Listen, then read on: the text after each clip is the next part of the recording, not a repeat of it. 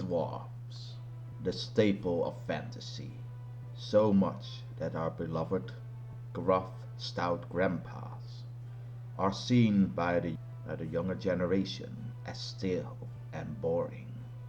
Well, you either lack imagination or are misinformed, my friend. Be prepared to walk the fairy roads and meet the many dwarfs that have been spawned by the scribes of fantasy. The story of Rumpelstiltskin can be debated to be about a dwarf or a gnomish-like creature. That is, if we account modern Western fantasy tropes, which we wouldn't. While most known by its retelling of the fairy tales by the German brothers Grimm, the story they picked up had its earliest known written text in a French storybook in the early 18th century. The old fable, of course, is a lesson learned about misgiving and pride. Long ago, as most stories start, there lived a miller, a profession that caused the man to be better off than most serfs or farmers in the realm. His pride and joy was his only daughter, which the story ironically doesn't name. In fact, none are named, except one. More about him later. The daughter was known to be the fairest in the realm, and thus it was no surprise that its ruler, often introduced as the king in most tales. But honestly, why should he? The title of baron will suit him fine. Fine indeed. So, the baron, who was still a free bachelor, was indeed taken in by her beauty. But of course that wasn't enough. The miller bragged about her virtues as a wife, but of course that fell on deaf ears. And of course my daughter is gifted in spinning yarn, my lord.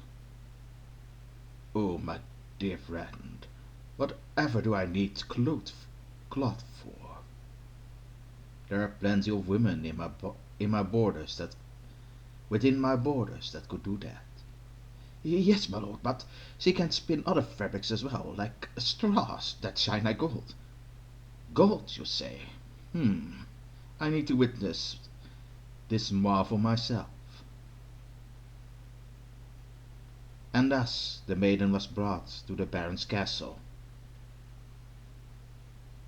Within one of his towers, it had a room that had a spinning wheel, and next to it mountains of straw. I overhear that you, my dear, have a rare gift to turn straw to gold. When you do this for me, you can leave the tower. If not, you will spend your short-comer life within these walls.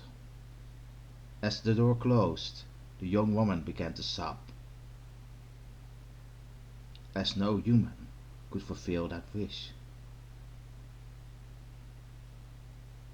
The next day, she and her father were executed on the baron's behest. At least that would have happened if one crucial character was in the story. A small, mischievous looking creature carrying a ladle in his hand. The small creature convinced her that he could do the job. All he seemed to be wanting was the necklace he was wearing. When she woke up, after a tiring cry, the little man was gone, and so was the straw. And so was the straw, replaced with linen made of gold.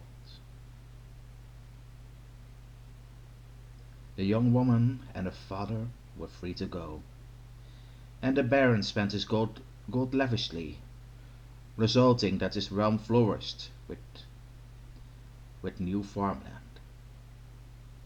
2 months later, soldiers of the Baron lifted the family out of their bed, and brought her once again back to the tower filled with straw.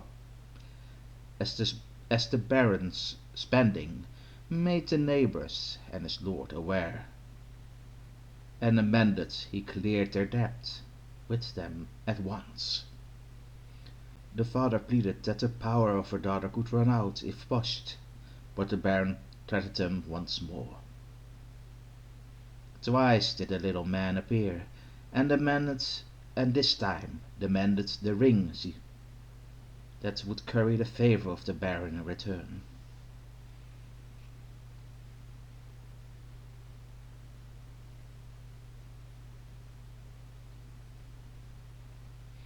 And thus, when she presented the gold to the Baron, he noticed the ring missing, as she just claimed she had used it to finish the job that she was likely not able to create gold again.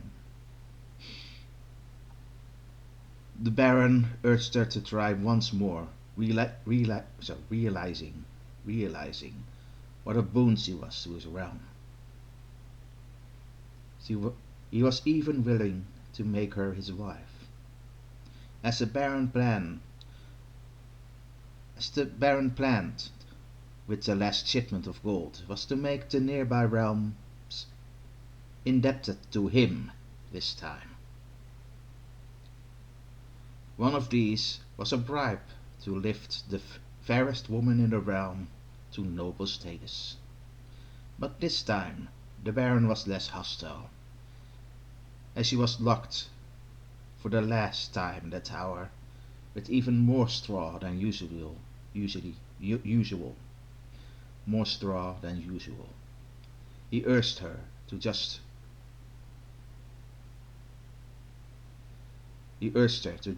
try. Was she unable? She was free to go. But when she succeeded, she would be his wife for life. The little man appeared for the third time, and she promised him everything she could think of. This time, motivated by greed and not fear, and thus not fair. But as she has nothing to give directly, the little man just waved it away. In full despair, the woman begged and said she would give him everything she asked. The little man grinned. He demanded her firstborn child in return, and she heartily agreed. Personally, I believe the original version had a sexual favor, especially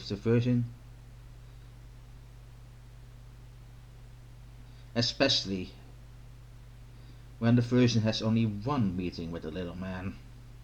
Regardless, when she woke up, the tower was filled with gold, and the little man was gone. And thus, the Baron took his word, and with the favor that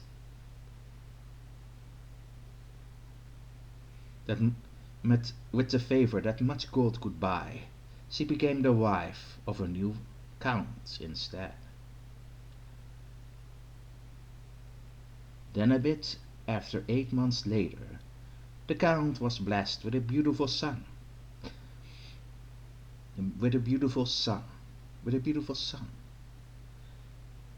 Its realm was full of festivities, with guests in and out of the realm to join them. But one of these guests made his wife pale to make his wife turn pale to match the death. The small man with a big ladle in his hand, who came not to bring gifts, but demanded the child for his own, or as his own, if we go with the sexual It's a sexual version. The Count was outraged and ordered that their guest would be removed from court, but no one was able to lay a hand on him. After his wife asked to remove the court, she and their guest told him that it was the ladle-carrying man that brought the wealth to his county. Wealth to his county. Not willing to give up his heir, the Count promised him wealth and luxuries, and luxuries,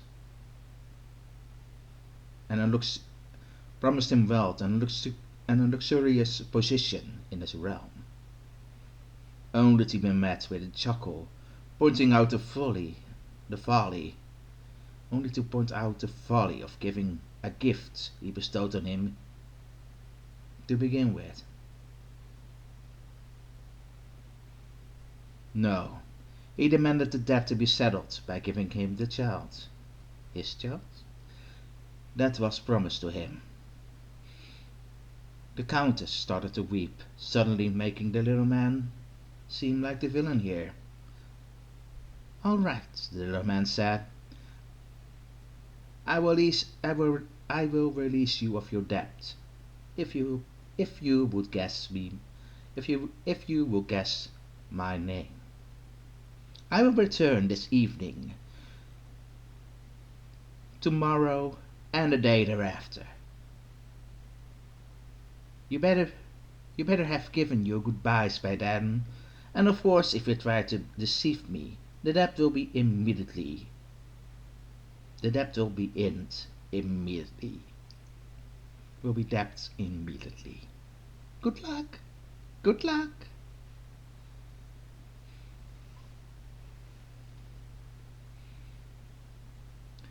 But names like George, William, Dennis, or even Sebastian were wrong. The couple went to a book wide of names in 2 days. So the couple went through a book wide of names in 2 days. When the last evening was right around the corner, there was a serf with a name and a story that could save their heir. As the Count had put a bounty on anyone that brought him the correct name. And thus the serf regaled his tale of an odd creature he had seen 2 days ago.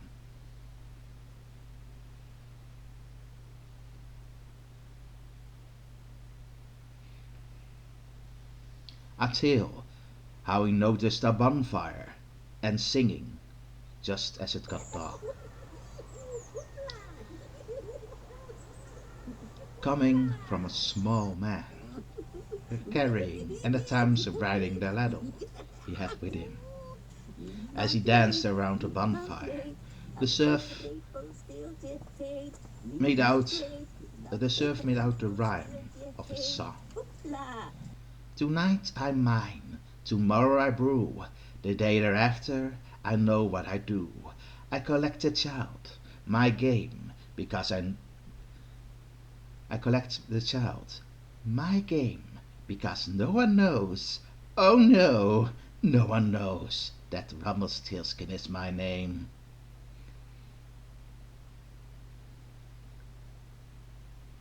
When the small guest returned on the third evening, the couple was cruel and played his game for a while. Is your name Jonathan? What about the little man impatient? But Rumpelstiltskin was impatient.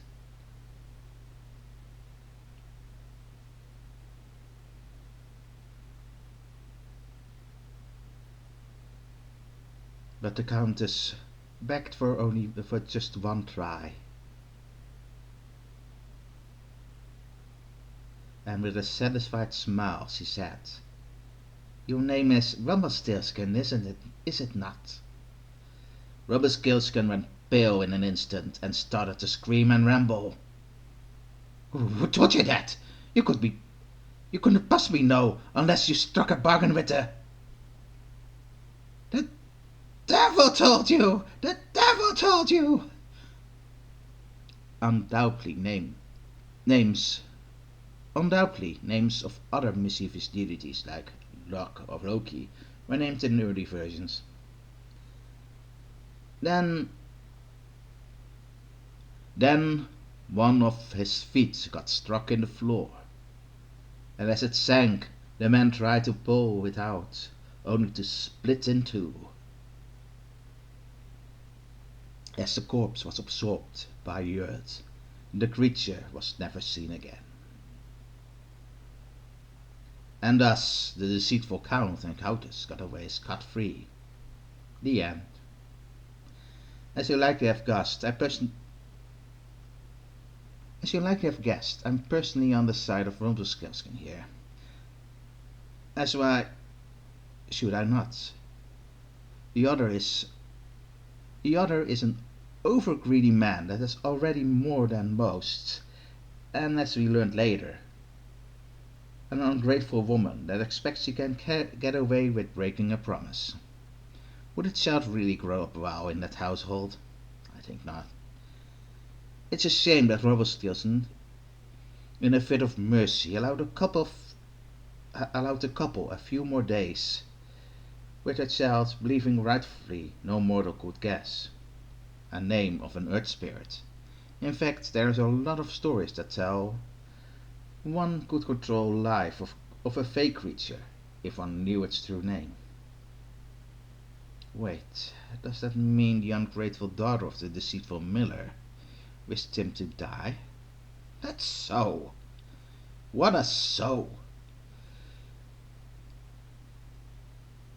Either the story is an allegory for promising things you are unable to give, or, in Rumpelstiltskin, to quit when you're ahead.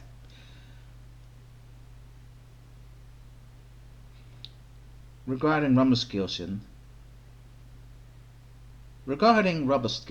as he lived in the woods, a gnome is the likeliest category we can put him in. But because the story origins is from hilly lands, a dwarf could almost just be likely. But in mythology,